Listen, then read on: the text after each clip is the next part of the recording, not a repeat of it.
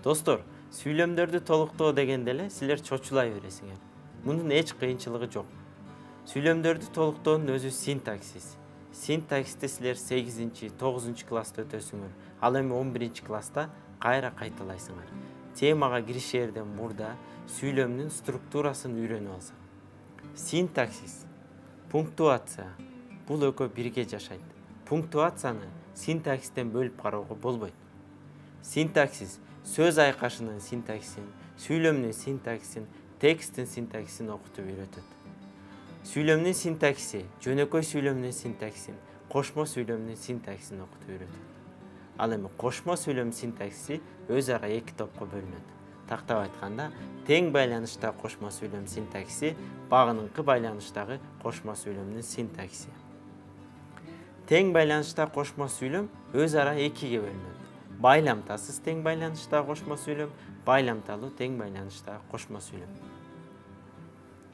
Байламтасыз тең байланыштагы кошмо сүйлөм өз ара 5 топко бөлүнөт. Байламтасыз тең маанилеш кошмо сүйлөм, байламтасыз мезгилдеш тең байланыштагы кошмо сүйлөм, каршы маанилеш тең байланыштагы кошмо сүйлөм, байламтасыз себеп натыйжалаш тең байланыштагы кошмо сүйлөм, чечмелеме маанилеш байламтасыз кошмо сүйлөм. Ал эми байламталуу тең байланыштагы кошмо сүйлөмдүн синтаксистик түгөйлөрүн төмөндөгү тилдик каражаттар байланыштырат.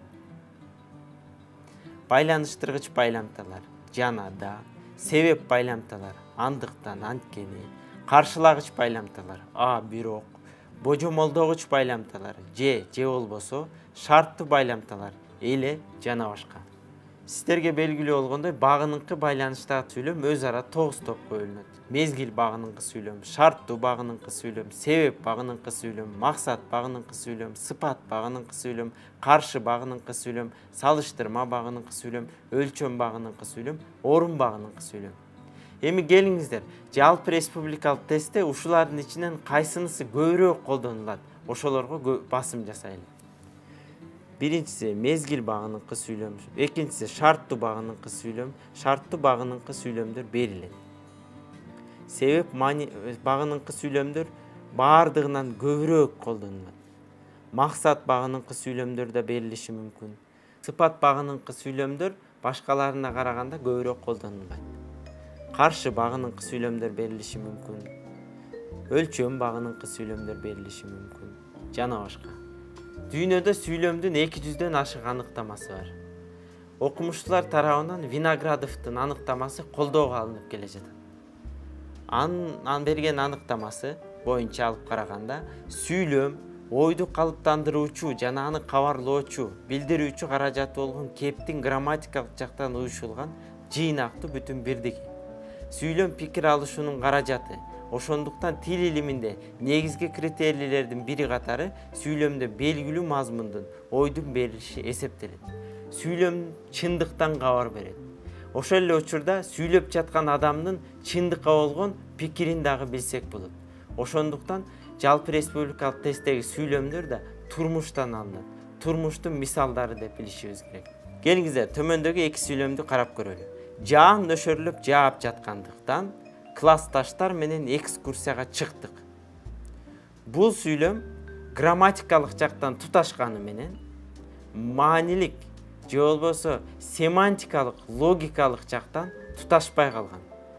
Эгерде жаан нөшөрлөп жаап жаткандыктан классташтар менен экскурсияга чыкпай калдык десек, анда бул сүйлөм сүйлөмдүк статуска, экинчи сөз менен айтканда сүйлөмдүк касиетке ээ болот.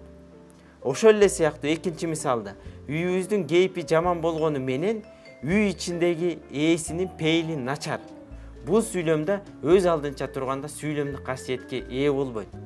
Жогоруда бекеринен айтып өткөн жокпуз, сүйлөмдүн кандай түрлөрү бар. Ошол эле учурда кошмо сүйлөмдүн синтаксистик түгөйлөрүн бири-бири менен байланыштыруучу каражаттардын да сүйлөм ичинде аткарган функциясын жакшы билишибиз керек. Мисалы үчүн, болгону менен деп атат. Бул каршы багыныңкы сүйлөмдү уюштурат.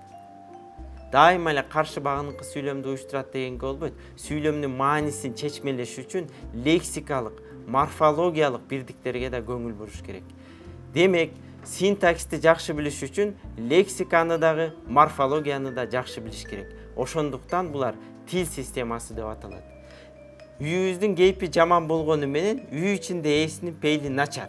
Эгерде ушул акыркы сөз жакшы болсо, бул сүйлөмдүк касиетке ээ болот. Көрдүңүздөрбү? Сүйлөмдө керек болсо бир сөз дагы абдан маанилүү роль ойноп калышы мүмкүн. Муну эстен чыгарбашыңар керек. Жалпы республикалык тестте да мына ушул сыяктуу маанилер, маанилик бүтүндүк, логикалык бүтүндүк, семантикалык, логикалык бүтүндүк текшерилет. Ар бир тапшырмада бош калтырылган жерлери бар сүйлөм же сүйлөмдөр берилген. Төмөнкү 4 жооп вариантынын ичинен сүйлөмдөгү бош жерлерге мааниси жагынан көгүл мургула көбүрөөк туура келгенин белгилегиле. Азыр ушуга эң сонун мисал келтиребиз. Караңыздар, бир гана мезгилинде этти сактоодо кыйналбай элебиз. Үйдө муздаткыч жок. Мен сиздерге бекеринен сүйлөмдүн структурасы жөнүндө жалпы маалымат берген жокмун. Бул сүйлөм байламтасыз тең байланыштагы себеп натыйжалаш кошмо сүйлөм. Анткени деген байламта берилбегендиктен синтакстик түгөйлөрдүн ортосу кош чекит менен ажыратылган. Демек, биринчи сүйлөм натыйжаны билгизет, ал эми экинчи сүйлөм анын себебин билдирип турат.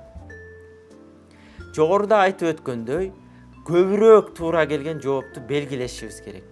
Тагыраак айтканда, маанилик жактан көбүрөөк туура келген жоопту табышыбыз керек. Эми жаз, жай, күз, кыш мезгилдерин бири-бирине салыштырышыбыз керек. Кыйналбай элебиз деп жатат. Демек, суугураак мезгилди табышыбыз керек. 4 мезгилди бири-бири менен салыштырышыбыз керек. Жаз менен жайды салыштырганда, албетте жаз жайга караганда суугураак келет.